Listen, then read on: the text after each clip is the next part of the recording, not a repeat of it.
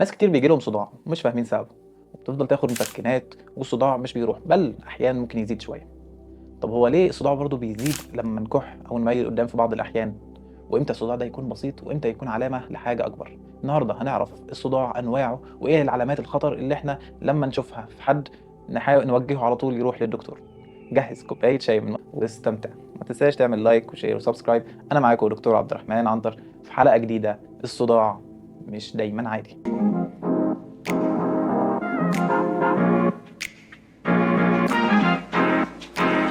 يعني ايه صداع؟ الصداع ببساطة هو إحساس بالألم في الرأس، بس احنا عندنا معلومة من حلقة الألم اللي فاتت إن الدماغ مش بتحس، بس الأوعية اللي حواليها، كنا قلنا الكبسولة، الأوعية والأغشية اللي حوالين الدماغ وعضلات الرأس وعضلات الرقبة هي اللي بتحس بالألم. فلما يحصل ستريتشنج أو ضغط يعلى في الأوعية ممكن تؤدي إلى ألم، والألم ده بيفسر على إنه صداع.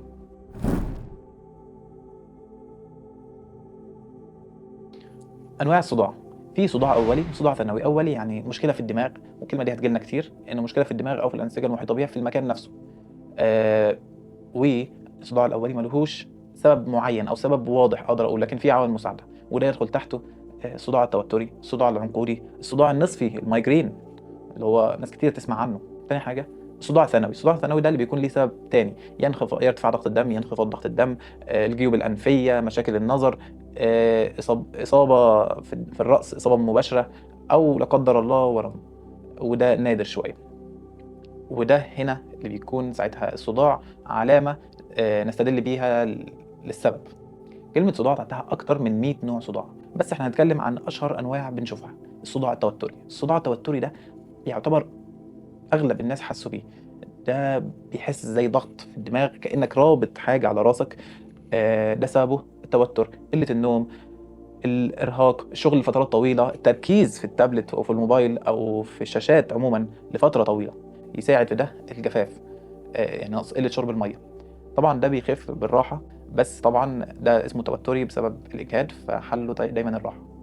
تاني حاجه الصداع النصفي المايجرين. الصداع النصفي ناس كتير جدا بتصنف نفسها على انها عندها مايجرين، وهو اصلا بيكون صداع توتري.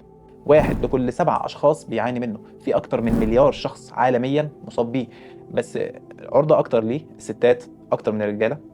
الوجع يكون نابض، كأن في نبضات كده في الوش ورا العين، وبيكون معاها زغلله ودوخه وممكن ترجيع. واللي عندهم صداع نصفي اكيد ناس كتير ممكن يكونوا بيشوفوني دلوقتي، بيحصل لهم قبل ما تيجي نوبة الصداع، مش الكل، جزء منهم، حاجة اسمها أورا. أورا دي بيبدأ يشوف خيالات كده، أو يعني يشوف منظر زي اللي هتشوفوه دلوقتي في الصورة دي.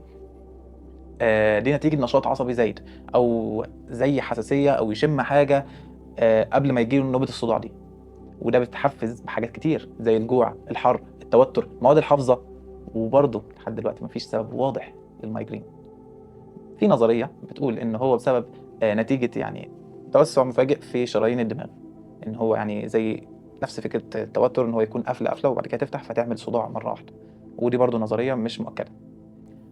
عندنا برضو صداع الجيوب الأنفية، لسه قايلينه في الأنواع الثانوية. بيحصل نتيجة التهاب الجيوب الأنفية، بنحس صداع ورا العين، في الجبهة، وتقل في أماكن الجيوب الأنفية. وبيزيد طبعا لما يكون في وضع السجود، لأن كل الإفرازات اللي بتكون متخزنة جوه الجيوب الأنفية لما يميل بتتقل راسه فيحس بوجع أكتر. ده طبعا هيزيد مع البرد، نزلات الحساسية أو نزلات البرد. ويكون معاه طبعا إفرازات أنفية وانسداد، يكون مصحوب بيه انسداد وإفرازات أنفية. رابعا الصداع العنقودي. الصداع العنقودي يعتبر أشد أنواع الصداع ألم، نادر شوية بس عنيف جدا، وللأسف أكتر في الرجالة. بيجي في عين واحدة، زي كأني بحط حاجة في عيني أو حاطط شطة فيها. بيكون معاه دموع، انسداد أو رشح في الأنف، يعني سيولة كده كتير، أو زي ما بتطلع من المناخير. آه، ممكن يجي 8 مرات في اليوم، وكل نوبة تقعد من 15 دقيقة ل3 ساعات. بيجي في شكل مواسم ويختفي. ده طبعا نادر شوية بس أشدهم ألم. حاجة أخيرة بس، احنا قلنا واحد لكل 7 أشخاص مصابين بالصداع النصفي المايجرين، وإن الصداع التوتري يعتبر أشهر منه كمان، ناس كتير جدا حست بيه، بس في قلة عمرهم ما حسوا بالصداع. الصداع يعتبر ابتلاء، وواحد من أكتر الأعراض المؤلمة. أماكن الصداع ممكن توجهنا لنوعه. يعني الصداع اللي بيجي في مقدمة الرأس أو في الطرف الأمامي في الجبهة ده ممكن يكون توتري، اللي بيجي في نص الدماغ وياخد جنب كامل لوحده ده الصداع النصفي، عشان كده اسمه كده. طيب صداع في الرقبه من تحت بسبب شد الرقبه، او يعني شد عضلات الرقبه في الجبهه ناحيه الجيوب الانفيه، صداع نتيجه جيوب انفيه او بدايه دور برد. كل نوع من دول ممكن يتعمل عنه حلقه لوحده، فاكتبوا لي في الكومنتات لو في نوع معين حابين اتكلم عنه باستفاضه اكتر.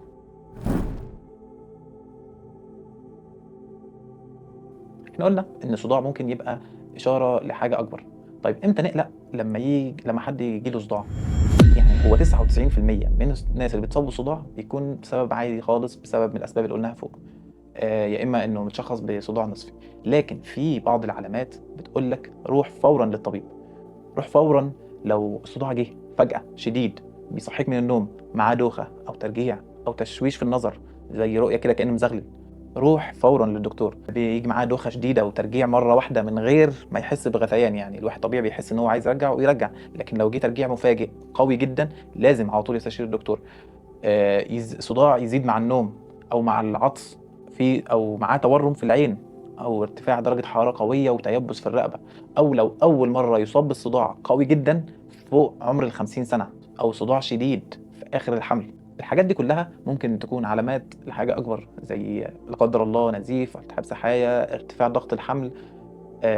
وكل دي أسباب واردة، بس مفيش داعي للخوف غير بعد ما الدكتور يبدأ يطمنا. حياتنا الطبيعية لوحدها كافية إنها تسبب صداع على طول. شغل كتير، قهوة على معدة فاضية، نوم قليل، شغل مستمر، موبايل 24 ساعة، مش هقول 24 ساعة، 10 ساعات في اليوم لو حد راجع سكرين تايم، ضغط نفسي، إجهاد، كل ده بيضغط على الدماغ ويخليه يشتغل فوق طاقته. وطبعا العضلات العين تتشد والرقبة، وكل ده يسبب للصداع. طيب أنا إزاي أتجنب إن يحصل لي صداع مع كل الموترات دي؟ لأن أحيانا ممكن يكون صعب إن احنا نبعد عنها، لأن دي حياتنا الفعلية. 3 نصايح أساسيين: نام كويس من 6 ل8 ساعات، اشرب مَيّة كفاية، وقلل كافيين. بدل كوبايتين 3 كوبايات قهوة، لأ كوباية واحدة الصبح، وحاول تقلل تدريجيًا، بلاش تقلل مرة واحدة، لأن ده هيسبب صداع قوي جدًا. لما حد يكون متعود على الشاي أو على النسكافيه فترة طويلة جدًا ويوقفه مرة واحدة هيحس بصداع شديد، فزي كده الإدمان لازم يبطل واحدة واحدة. إزاي نتعامل مع الصداع بشكل صحيح؟ أول حاجة اعرف الصداع بييجي لك إمتى، الأعراض بتبدأ إمتى وهي إيه، وبتفضل معاك قد إيه. قلل التوتر، حاول تنام كويس، راقب المحفزات اللي بتزود الصداع زي قلة النوم، الإضاءة القوية جدًا، المحفزات الزيادة، ألعاب الملاهي من بعض الأشخاص. لو الصداع بسيط ممكن تاخد مسكن خفيف طبعًا بعد ما استشارة طبيب. ولو الصداع النصفي متكرر جدًا لازم طبيب يشوفك، لأن في بعض العلاجات الوقائية في حالة الصداع النصفي. وخلي بالك الإفراط في المسكنات، يعني زي البنادول والبروفين، الناس اللي بتاخدهم كتير جدًا ممكن يعمل هم نفسهم صداع، حاجة اسمها صداع ارتدادي rebound headache. ولو الصداع متكرر أكتر من 15 يوم في الشهر، أو حسيت بواحدة من علامات الخطر اللي قلنا عليها من شوية، أو بيأثر على شغلك وحياتك، لازم فورًا تستشير الدكتور. الصداع مش دايمًا عادي، كتير ممكن يكون إرهاق، شغل أو قلة نوم، ولكن أحيانًا قليلة ممكن يكون نتيجة لحاجة أكبر كتير. فخد بالك من نفسك واسمع لجسمك لما يكون بيشتكي لك.